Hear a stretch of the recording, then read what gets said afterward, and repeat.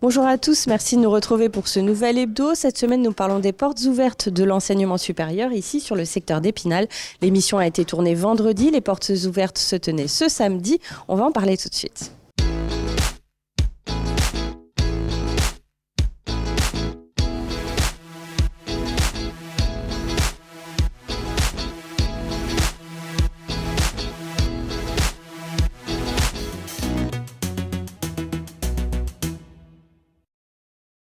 Nous sommes à la maison de l'étudiant à Épinal. Je suis avec Lilian Sutter. Bonjour. Bonjour. Vous êtes responsable de la vie étudiante ici et on va parler un petit peu de ces études supérieures qu'il est possible de faire ici à Épinal. Alors on sait qu'on compte à peu près 3000 étudiants. À peu près 3000 étudiants sur le territoire, c'est ça. Ouais. Et si on enlève les CFA et les MFR qui peuvent être dans d'autres villes et tromper un peu entre guillemets les chiffres, on est à peu près à 2500 sur le secteur d'Épinal, si je dis pas de bêtises. Sur le secteur d'Épinal, on est plutôt à 2500. Après, si on compte tout étudiants confondus, dans tous les établissements, on serait plus autour de 4000 étudiants à peu près. Parce qu'en fait, les 3000 étudiants, ce sont tous les étudiants des établissements qui adhèrent à l'association Hippolsup.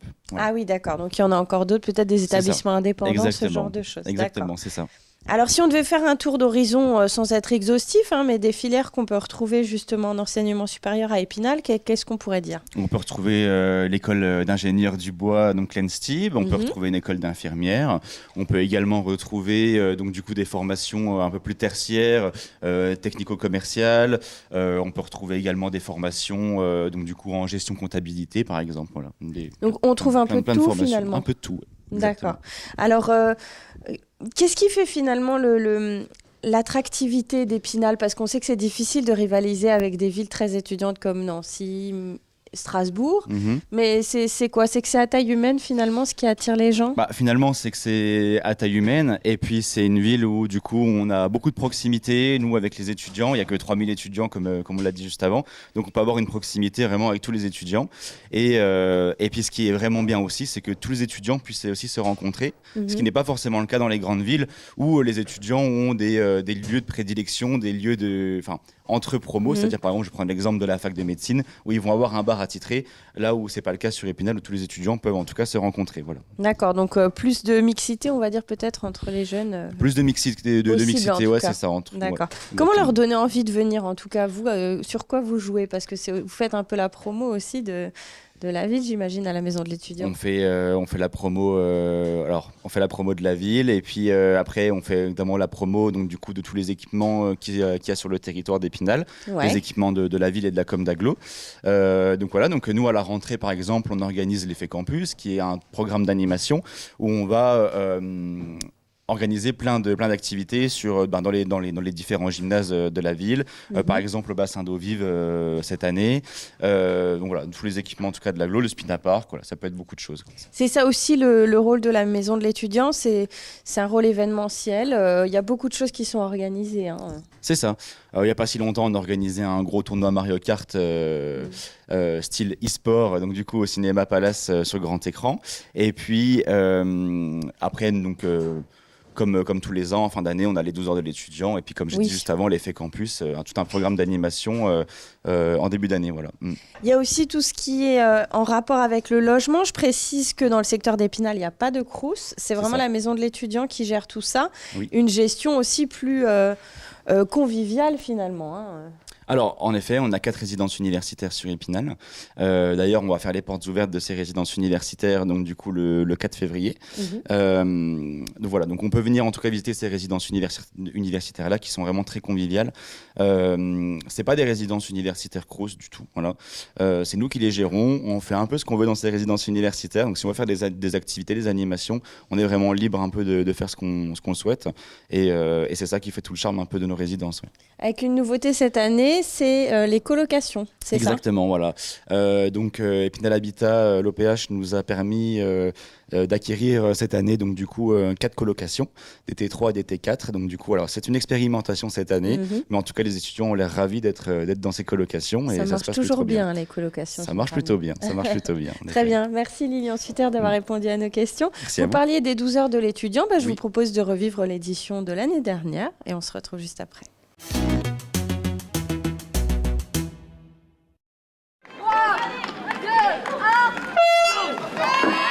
Eldorado sur la ligne de départ, présent en découdre, c'est l'épreuve phare de ces 12 heures de l'étudiant organisée depuis plus de 30 ans à Épinal.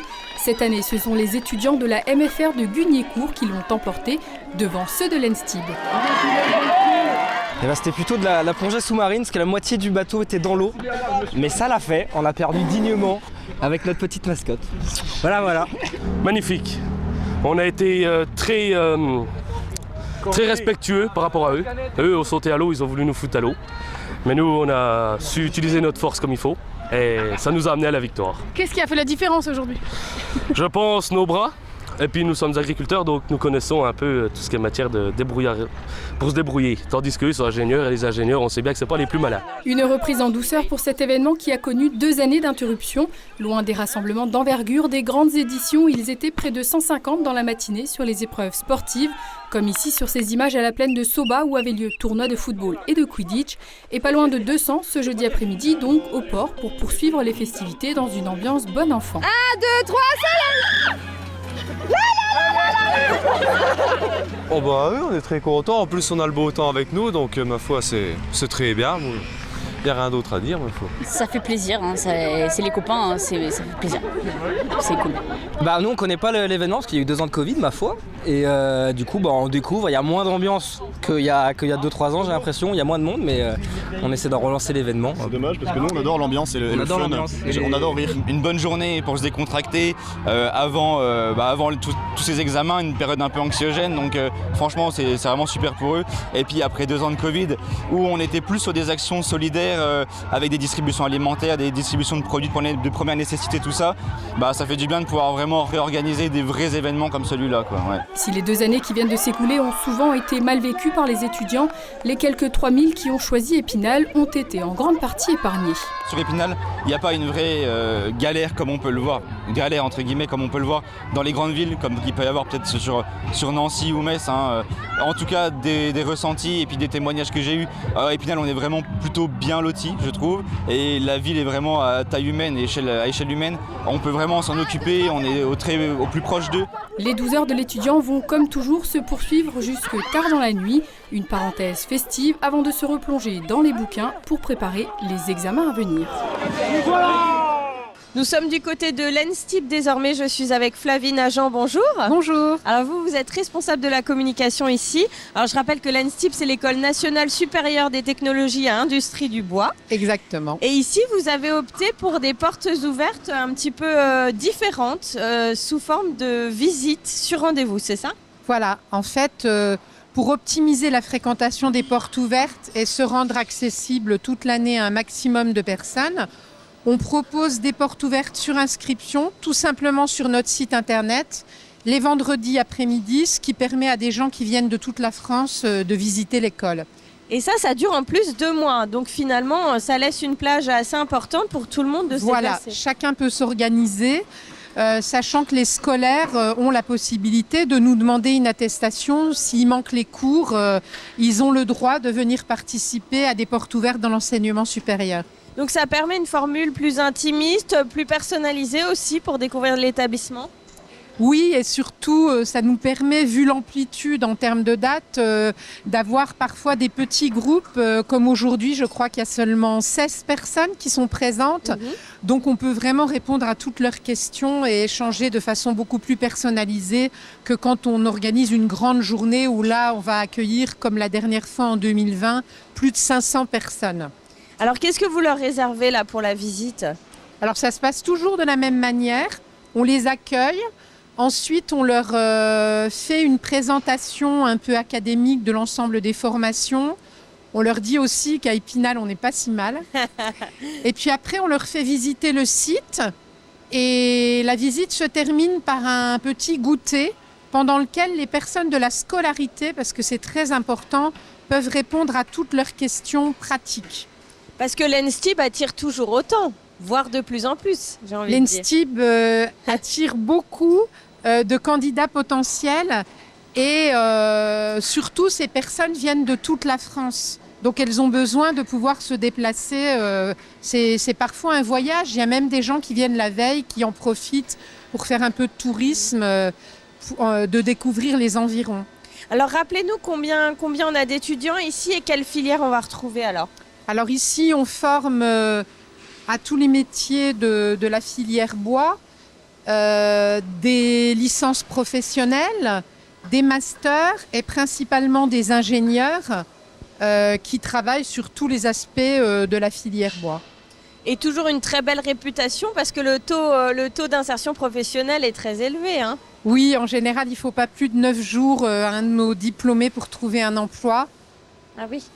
Ça plaît beaucoup aux parents. En général, quand ils sont dans l'amphithéâtre et qu'ils interrogent l'enseignant qui est en charge de la porte ouverte, parce qu'à chaque fois, c'est un enseignant qui présente l'école. L'aspect travail garanti au bout du cursus, en général, les papas et les mamans, ils aiment bien. C'est intéressant. Et vous disiez,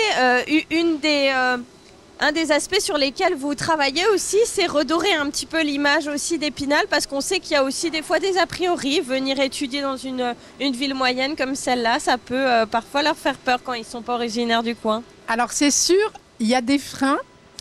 Mais quand ils sont là, ils adorent. Donc en fait, on introduit la présentation par un petit film qui a été réalisé en collaboration avec l'atelier d'Image Plus et avec les étudiants, dans lequel ils démontrent par plein d'images qu'Épinal n'est pas une réserve d'Indiens, qu'on peut faire du sport, aller au théâtre, au cinéma, au concert et qu'il y a plein de choses à faire ici. Alors les faire venir ici pour étudier, c'est une chose, mais est-ce qu'on arrive à les garder après finalement? Alors pas tous, mais il y a une partie des élèves qui restent et qui créent des entreprises. Il y en a certaines qui sont très connues sur le territoire. Il y en a qui tombent amoureux aussi et qui s'installent avec leur conjoint ou leur conjointe dans les Vosges. Ça arrive, oui, fréquemment. Très bien. Merci Flavie d'avoir répondu à nos questions. Bienvenue. Alors on fait tout de suite une deuxième pause dans cette émission. Il y a un autre événement justement qui est organisé ici, c'est les défis bois. Je vous propose de redécouvrir l'édition 2022 et on se retrouve juste après. Des abris de repos essentiels pour les enfants des Francas des Vosges ou, si vous préférez, des bivouacs durables. C'est le thème de la 16e édition des Défis du Bois 3.0 dont le coup d'envoi a été donné ce mardi à l'ENSTIB, l'École nationale supérieure des technologies et industries du bois d'Épinal. Globalement, le cahier des charges, il est le même pour tous. L'emprise au sol, c'est à peu près 15 mètres carrés. Donc après, ça dépend de l'aménagement intérieur qui va être réalisé, conçu. Et là, on va passer entre 3 et 6 couchages en effet. Mélèze et épicéa. Voilà, donc cette année, on a valorisé de l'épicéa scolité pour montrer qu'on pouvait construire avec. Et puis du mélèze pour la durabilité, pour faire les bardages extérieurs, les enveloppes. Venus de toute la France, Allemands, Belges, Suisses et même une Brésilienne, 50 jeunes ingénieurs, architectes et compagnons du devoir, répartis en 10 équipes, sont venus tour à tour présenter les maquettes de leurs projets, ou plutôt de leurs prédécesseurs qui en 2020 n'ont pu participer au défi du bois, annulé en raison de la crise sanitaire. Ces projets ont donc été pour la plupart repris et modifiés. Entre nymphose, qui fait penser à une chrysalide de repos, et des coulisses pour voir sans être vu et directement inspiré du théâtre du peuple de Busan, on trouve un projet un peu décalé. Le temps de la photo de groupe et Salomé nous explique ce jeu de mots pour un projet dont le bardage extérieur sera en épicéa, pourtant peu résistant au temps et aux intempéries. C'est pas un bois qui est très attractif pour la filière et donc on a décidé de le valoriser en proposant un usage différent, donc en faisant la technique du bois brûlé pour pouvoir l'utiliser en bardage extérieur. On va venir le protéger dans le temps. C'est un bois qui va pouvoir tenir 80-100 ans, donc c'est une technique ancienne qui vient du Japon. C'est donc parti pour une rude compétition, 8 jours et 7 nuits, pour créer ces 10 micro-architectures en bois de mélèze et d'épicéa scolité. Une équipe de tournage de France 5, actuellement dans les Vosges pour y réaliser un documentaire, va suivre une des 10 équipes de ces défis du bois, dont le parrain est le photographe animalier vosgien Vincent Mullier, des défis qui s'achèveront le 1er juin par la proclamation des résultats. Nous sommes du côté de l'IUT Hubert Curien. Je suis avec Sabine Krisanowski. Bonjour. Bonjour. Vous êtes directrice de l'établissement. Oui. Et c'est quand même ici un des plus gros établissements d'enseignement supérieur d'Épinal, hein, c'est ça? Oui, 400 étudiants. Voilà. Quelle filière on va pouvoir retrouver ici alors? Parce que c'est assez vaste finalement.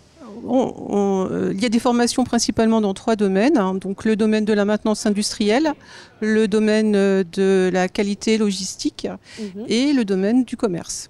D'accord. Voilà. L'intérêt de l'IUT, je rappelle, c'est que c'est des filières assez professionnalisantes. Oui, tout à fait.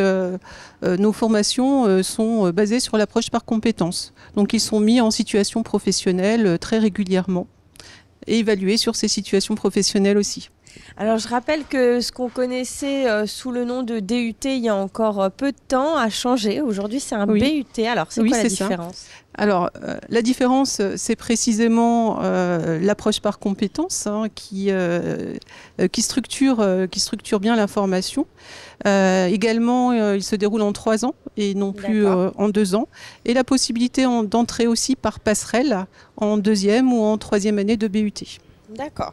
Et il y a aussi dans cette IUT Hubert Curien des nouvelles formations qui sont proposées. On pourrait revenir peut-être là-dessus.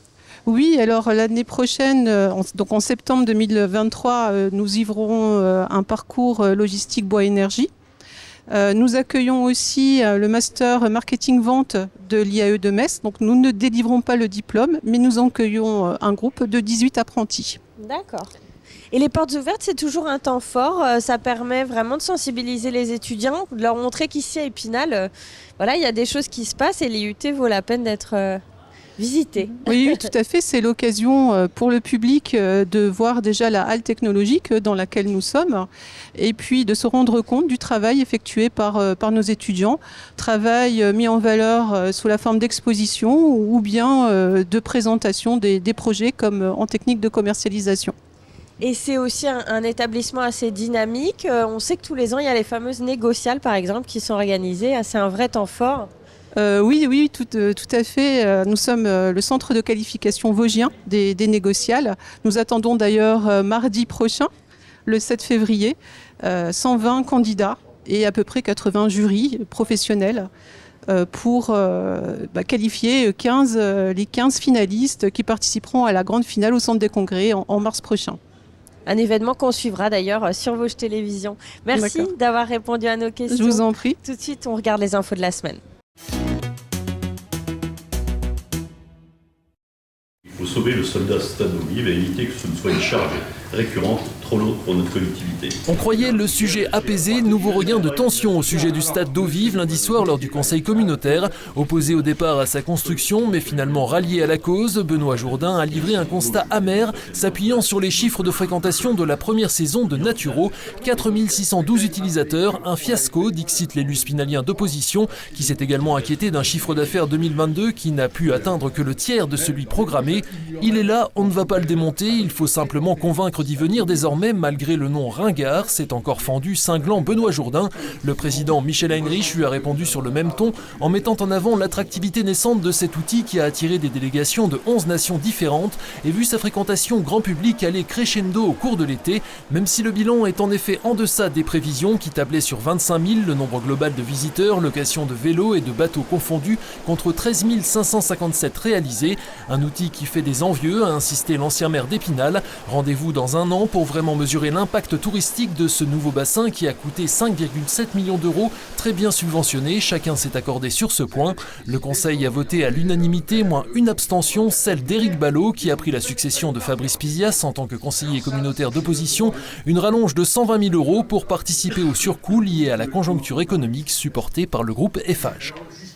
Épinal demeure pionnière en la matière. Après 34 ans d'activités sportives, culturelles ou citoyennes proposées en semaine aux écoliers, la municipalité a récemment demandé aux parents quelles évolutions ils souhaiteraient pour les ATE, les aménagements du temps de l'enfant. 3 formules étaient proposées au vote, le statu quo avec une après-midi d'activité par semaine, des changements d'horaire de classe pour permettre 2 après-midi et enfin aucune activité, synonyme donc d'une semaine à 4 jours. Résultat, les parents sont majoritairement pour le maintien des ATE, qui plus est dans la formule actuelle, avec une seule après-midi. Ces votes n'étaient que consultatifs, ceux dont tiendra compte la mairie mais qui devraient logiquement être similaires à ceux des parents. Ce sont les votes des prochains conseils d'école avec une décision ultime en conseil municipal. Sur les 22 écoles d'Épinal, seulement 5 pourraient faire classe 4 jours. La mise en application de cette évolution se fera en septembre prochain.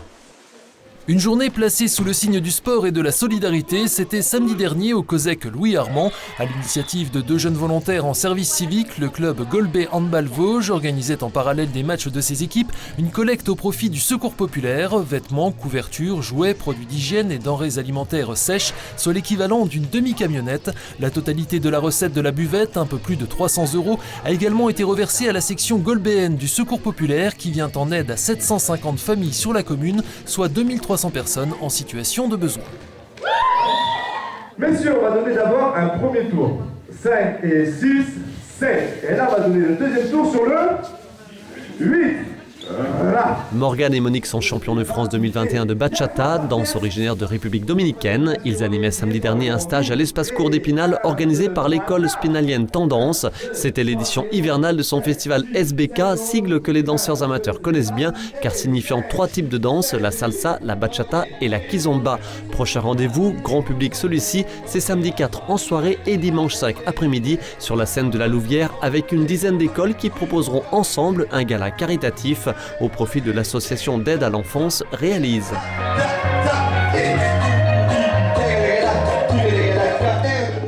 Voilà, l'hebdo c'est terminé pour aujourd'hui. J'espère que cette émission vous a plu. Les portes ouvertes, il y en aura également au mois de mars dans de nombreux établissements supérieurs vosgiens. Quant à nous, on se retrouve la semaine prochaine du côté de la patinoire d'Épinal. À très bientôt.